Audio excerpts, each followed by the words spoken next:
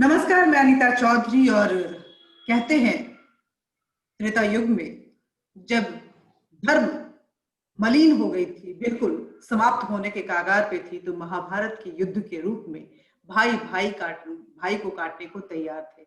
ऐसे में जब अर्जुन कुरुक्षेत्र के मैदान में पहुंचे तो कहीं ना कहीं उनका सामने अपने ही परिजनों को देख के मन विचलित हो गया था और धर्म की राह से वो विमुख होने लगे थे।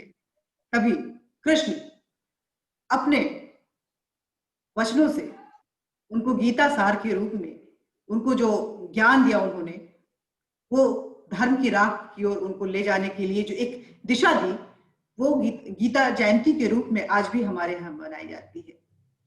तो उसी गीता जयंती की बात करते, जब कुरुक्षेत्र के मैदान में पहले दिन भगवान कृष्ण ने अर्जुन को यह बताया था कि आपके लिए धर्म क्या है, और ऐसे में धर्म की राह में चलते हुए समाज में धर्म की स्थापना करना आपका दायित्व है। आज हम बात करेंगे इसी गीता जयंती के रूप में कि आखिर क्या था वो, और 51,000 साल पहले जब कृष्ण ने गीता का उपदेश दिया था, तो आज वो गीता का सार बन गया है। लोग कहते हैं कि गीता कोई पुस्तक नहीं है, ये वे ऑफ लाइफ है, जीने का एक तरीका है। हमारे साथ बातचीत करने के लिए सृजना शर्मा जी हैं, वरिष्ठ पत्रकार हैं, और जो हमारे साहित्य है, हमारी जो रिचुअल्स है, हमारी जो संस्कृति है, हमारे जो संस्कार है, उनमें खासा पकड़ रखती है। नमस्ते सृजना जी, कैसी हैं आप? और बहुत बहुत स्वागत है इस प्लेटफॉर्म पे। आज हम बात अनीता जी नमस्कार। मुझे ये अवसर देने के लिए आपका बहुत धन्यवाद, और आपके सभी दर्शकों को भी मेरा नमस्कार है। आपने बहुत अच्छा विषय चुना है, मार्गशीर्ष महीना। हमारे पंचांग का, सनातन पंचांग का मार्गशीर्ष महीना। आपने सुना होगा कि गीता का जो ज्ञान है, गीता में एक अध्याय है जिसमें भगवान कृष्ण अपने सब चीजों के बारे में बताते हैं कि शब्दों में मैं मौन हूँ, वृक्षों में मैं पीपल हूँ, नदियों में मैं गंगा हूँ। और उन्होंने कहा है मासा नाम मार्ग शीर्षो अहम, कि जो 12 महीने हैं साल के, उनमें मैं मार्ग शीर्ष हूँ। तो आप सोचिए इस महीने का महत्व। यदि भगवान कृष्ण जो कि भगवान है, खुद भगवान है, वो कहते हैं कि मैं महीनों में मार्ग शीर्ष हूँ। वैसे हमारा जो सनातन कैलेंडर में कार्तिक मास और वैशाख मास, इन 2 महीनों को माधव मास कहा जाता है। माधव यानी भगवान विष्णु, भगवान कृष्ण का महीना। लेकिन जब भगवान कृष्ण अपने मुंह से स्वयं कहते हैं मासा नाम मार्ग शीर्षो अहम, सो इसका महत्व आपको सबको समझ आएगा। जो लोग अपने धर्म, अपनी संस्कृति के बारे में जानते हैं वो समझ सकते हैं। और इसी महीने की एकादशी को उन्होंने, शुक्ल पक्ष की एकादशी को, उन्होंने गीता का ज्ञान अर्जुन को रणभूमि में दिया। आप सोचिए एक ऐसी पुस्तक जिसका कि मूल रणभूमि में है, जहां चारों ओर सेनाएं सज के खड़ी हैं, सबके हाथों में हथियार हैं, और बस एक इशारे की, एक संकेत की जरूरत है। ऐसे समय में ऐसा ज्ञान देना जो कि कालातीत है, देशातीत है, मतलब काल से परे, देश से परे, धर्म से परे, सीमाओं से परे। और इसका नाम भगवत गीता, यानी इसका अर्थ है श्रीमद् भगवत गीतम, मतलब श्रीमान भगवान का गीत। और इसको संक्षिप्त में सब लोगों ने इसका नाम गीता बोलते हैं, हम गीता जयंती। लेकिन अगर इसका जो मूल नाम है वो है श्रीमद् भगवत गीतम। ये महाभारत का एक हिस्सा है, जो हमारा बहुत बड़ा महाकाव्य है। महाभारत का ये एक अंग है गीता उसमें। और भगवान कृष्ण ने, मैं कहती हूँ कि अगर आप भी उसे पढ़े, जो भी व्यक्ति पढ़ेगा वो ये देखेगा। वरना आप देखिए कोई भी पुस्तक इतनी लोकप्रिय नहीं है पूरी दुनिया में। इसके लगभग 600 से ज्यादा भाषाओं में इसका अनुवाद हो चुका है अनीता जी। और कहीं आप देखिए कि हर व्यक्ति के लिए एक ये फ्रेंड, और कृष्ण जी को क्या कहा जाता है, कृष्ण एकमात्र हमारे ऐसे भगवान है जो फ्रेंड, फिलोसफर, गाइड हैं। आप देखिए, क्या आप कभी विष्णु जी को चोर कह सकती हो? नहीं कह सकती। क्या आप कभी शिव जी को नटवर नागर बोल सकती हो? नहीं बोल सकती। एक कृष्ण है जो 16 कला संपूर्ण है। 16 कलाओं में 16 कला 64 विद्या से संपूर्ण है कृष्ण जी। अब 64 विद्याओं में हर कुछ आता है। आपने देखा होगा कि कृष्ण जी जो हैं माखन भी चुराते हैं, गायें चराते हैं, गोपियों के संग रास रचाते हैं। जिसको जहां जैसा उनकी आवश्यकता है कृष्ण भगवान वैसा ही बन जाते हैं। अर्जुन दुर्योधन को वो बहुत समझाने गए, नहीं समझा। उन्होंने बहुत चाहा कि ये युद्ध टल जाए, लेकिन नहीं टला। तो अंत में क्या हुआ, रास्ता युद्ध था, एकमात्र युद्ध रास्ता था। उसमें जब अर्जुन को ये लगा, वो अर्जुन के पार्थ सारथी, अर्जुन का एक नाम है पार्थ, क्योंकि उनकी माँ का नाम था पृथा। वो राजा पृथु की पुत्री थी, इसलिए उनका नाम था पृथा। तो अर्जुन की माँ का नाम पृथा था, इसलिए अर्जुन का नाम हुआ पार्थ, और पार्थ के सारथी हुए श्री कृष्ण भगवान, इसलिए पार्थ सारथी उनको कहा जाता है। इस मैदान में जब ये तय हुआ कि किसको क्या चाहिए, जब ये हो गया कि अब युद्ध अनिवार्य है, मतलब अवॉइड ही नहीं कर सकते युद्ध को, तो दुर्योधन ने कहा कि मुझे तो तुम्हारी सेनाएं चाहिए। लेकिन अर्जुन ने कहा मुझे सेनाएं नहीं चाहिए, मुझे आप चाहिए। तो आप देखिए अर्जुन कितना बुद्धिमान था, भगवान ने उसको कितनी सद्बुद्धि दी थी। इसीलिए कहते हैं कि जिसकी भी प्रीति भगवान के चरणों में होती है उसको भगवान हमेशा सद्बुद्धि तो देते हैं। हो सकता है वैभव ना दे, हो सकता है बहुत से भौतिक सुख ना दे, लेकिन जो अर्जुन ने 14 वर्ष का वनवास काटा, आज उसी वनवास ने अर्जुन को सबसे ज्यादा दुनिया में एक योद्धा बनाया। और एक सबसे ज्यादा, दुर्योधन तो आज भी गाली खाता है पर अर्जुन नहीं खाता है। जब अर्जुन का दिल विचलित हुआ, अर्जुन को लगा कि अरे मैं क्यों, किस काम का मेरे लिए वो राज्य कैसा होगा जब मैं अपने ही भाइयों से लड़ूं। तो लेकिन कृष्ण ने तब उनको जब देखा कि अर्जुन कमजोर पड़ रहा है और इतना मैंने इसको समझ नहीं आएगी, तब कृष्ण ने उनको ज्ञान दिया। ज्ञान इन द सेंस कि कृष्ण ने ये नहीं कहा कि तू लड़ मर, नहीं, उन्होंने जीवन के सार समझाए। वो सार जो कि आज भी हजारों वर्षों के बाद हर व्यक्ति के लिए आज भी उतने ही प्रैक्टिकल है जितने उस समय थे। गीता द्वापर युग में जितनी भगवान का वो जो ज्ञान था, जो द्वापर युग में जितना रेलिवेंट था, आज 21वीं सदी में भी अनीता जी उतना ही रेलिवेंट है। आज मैं इंडिया में हम बैठे हैं, आप असम में बैठी हो, और यदि कोई अमेरिका में या रूस में या कहीं भी गीता को पढ़ेगा और उसका अनुसरण करेगा तो उसका जीवन वैसे ही बदलेगा जैसा मेरा या आपका। बदलने का मतलब भौतिक रूप से नहीं है, आध्यात्मिक रूप से, जो inner journey of our life. तो श्रीमद् भगवत गीता को एक तरह से हम कहा जाए तो ये हमारी फ्रेंड है, फिलोसफर है, गाइड है। इसमें जीने का आपको एक तरीका बताया गया है कि आपको कैसे जीना है। कर्म योगी बनो। वैसे तो देखिए भाग्य से बड़ा दुनिया में, ये भी हमारे ग्रंथ कहते हैं, भाग्य से बड़ा कुछ नहीं है।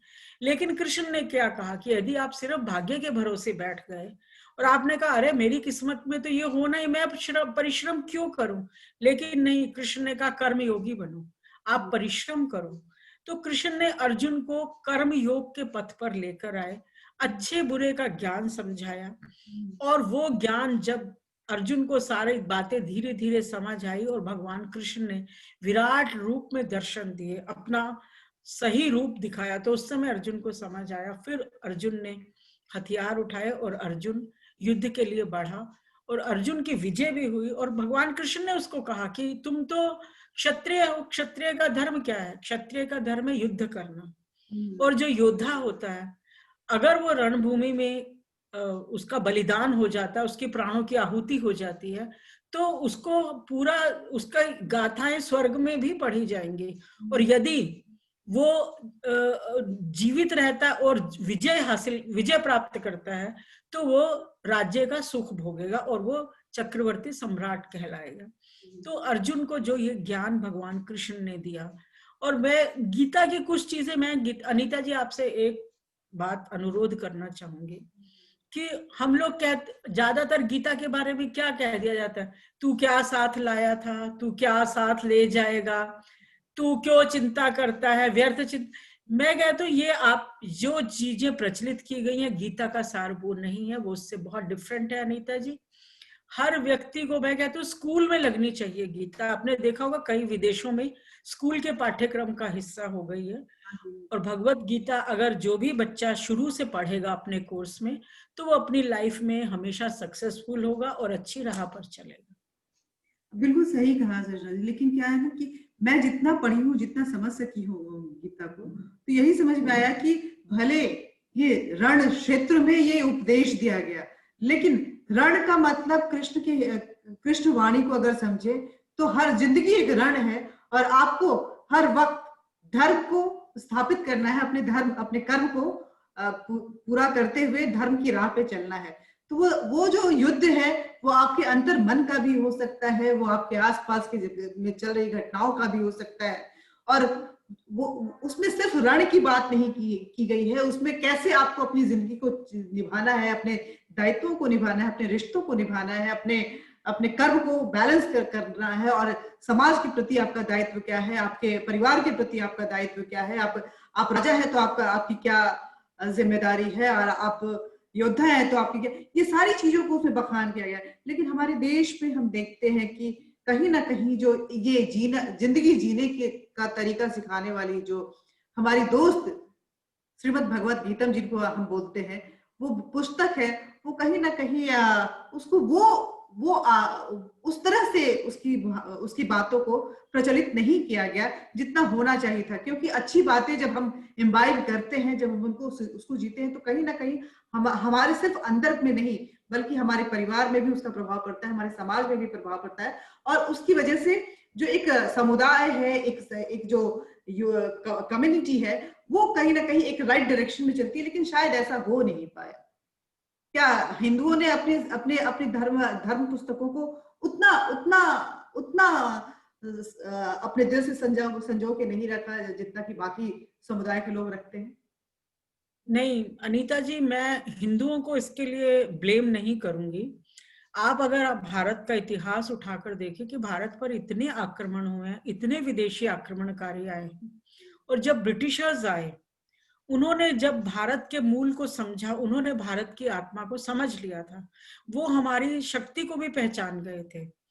और आप ये देखिए कि अभी तो हम कृष्ण की बात कर रहे हैं और राम की बात हम बाद में करेंगे, लेकिन आप ये देखिए कि जब उनको ये समझ आया कि ये देश तो बहुत ताकतवर है, इस देश के पास तो इतनी चीजें हैं जो जिसके बल पर ये तो दुनिया में राज कर लेंगे, तो लॉर्ड मैकाले, इन लोगों ने क्या, क्योंकि ये चर्च से चलता था इनका पूरा जो यूरोप है, आप अगर आप यूरोप का इतिहास पढ़ें और आप देखें तो इनके यहाँ तो चर्च ने जो कह दिया वही सर्वमान्य है, और इनकी यहाँ रैली गियर सिर्फ रिलीजन बना है। वेस्ट का रिलीजन और हमारा धर्म, ये बहुत दो अलग चीजें हैं। ये बिल्कुल संस्कृतियों का फर्क है, ये सोच का फर्क है। हमारे यहाँ धर्म कोई उस तरह का धर्म नहीं है जैसा उनके यहाँ रिलीजन होता है। तो उनके यहाँ चर्च से चलता, आप देखिए कि उनके यहाँ तो वो महीनों के नाम चर्च ने जो कह दिया, जब न्यू ईयर है, पहले उनके यहाँ मार्च में न्यू ईयर होता था, फिर बाद में जी वो जब अगस्टस और जूलियस सीजर आए, उनके नाम से 2 महीने बने। उसने कहा, राजा ने कहा, जूलियस सीजर ने, मेरे नाम से 1 महीना बनेगा, जुलाई बना। चर्च ने कहा ओके, तो उसका फ्रेंड था ऑगस्टस, तो उसने कहा मेरे नाम से भी 1 बनेगा, तो अगस्त हो गया। तो ऐसे महीने बढ़ गए। लेकिन आप देखिए, आप हमारा कोई भी पुराण, कोई भी ग्रंथ उठा लीजिए, इतनी सूक्ष्म काल गणना दुनिया की कोई शक्ति, कोई ताकत नहीं कर सकती जो हमने की है। सूर्य की गति, चंद्रमा की गति से हमने महीनों का निर्माण किया। हमने आयन रखे, सूर्य कब किस दिशा में है, दक्षिण में है तो दक्षिणायन है, उत्तर में है तो उत्तरायण है। और रात और दिन कैसे बने, दिन में कैसे हुआ, सर्दियों में दिन क्यों छोटे, रात क्यों बढ़ी, गर्मियों में दिन क्यों बढ़े और रात क्यों छोटी, ऐसी ऐसी सूक्ष्म गणना। आप सोचिए, इनका महीना होता है 30 दिन, तो मतलब महीना खत्म। लेकिन हमारे यहाँ चंद्रमा जिस गति से चलेगा, चंद्रमास और सूर्य मास, हमारे यहाँ 2 मास हैं। तो हमारी चीजों को जब उन्होंने समझा तो उन्होंने कहा कि बदले कैसे इस देश को, इसको तोड़े कैसे। तो सबसे पहले वो अपना एजुकेशन सिस्टम लेके आए, लॉर्ड मैकाले। लॉर्ड मैकाले जो था वो एक प्रीस्ट का बेटा था, और उसके फादर प्रीस्ट थे और अपना एक अखबार भी निकालते थे। तो लॉर्ड मैकाले ने सबसे पहले हमारी शिक्षा पद्धति को बदल दिया। जब हमारी शिक्षा पद्धति को बदला तो उस शिक्षा पद्धति में ब्रिटिश इंग्लिश एजुकेशन सिस्टम हावी हो गया और जो हमारी चीजें थी उनको बहुत घटिया समझे जाने लगा। अब तो बहुत ईश्वर की कृपा से वो हमारा जो कॉम्प्लेक्स है वो खत्म हुआ है, अब हम अपनी चीजों पर गर्व करते हैं। तो एक जो लंबा परतंत्रता का पीरियड मैं उसको कहूंगी जो रहा, उसके कारण हमारी संस्कृति को बहुत नुकसान हुआ। और एक बहुत, आप अंग्रेज जो थे यहाँ दिमाग से बहुत उनका सोच चलता था, इसीलिए उन्होंने पूरी दुनिया पे राज किया। उनके पास हर चीज की जानकारी थी, कौन सी ट्राइब में क्या है, उनके यहाँ शादी कैसे होती है, तलाक कैसे होता है, बच्चा होते तो क्या होता है। आप सोचिए आज का हमारा कोई भी डिप्टी जो होगा ना, डिस्ट्रिक्ट का मजिस्ट्रेट या डीसी होगा, वो इतनी पढ़ाई नहीं करेगा जो ब्रिटिशर ने की। आज भी आप उठा के उनकी किताबें देखेंगी तो उन्होंने, जब तक आप किसी व्यक्ति को बहुत अच्छे से नहीं जानते तब तक आप उस व्यक्ति की कमियों और खूबियों को और उसकी उनको नहीं पहचान सकते। तो एजुकेशन सिस्टम ने हमारे अंदर एक हीन भावना लाई और अंग्रेजी सिस्टम हावी हो गया और संस्कृत को हमने बिल्कुल भुला दिया, हिंदी को अभी भी हीन भावना से देखा जाता है। तो मुझे लगता है ये जो एजुकेशन सिस्टम है इसने हमारे साथ, हमारी पीढ़ियों के साथ बहुत बड़ा खिलवाड़ किया और हमें वो एक ऐसे युग में ले गए जबकि हम सबसे आगे थे और हमें बताया कि हम पीछे हैं।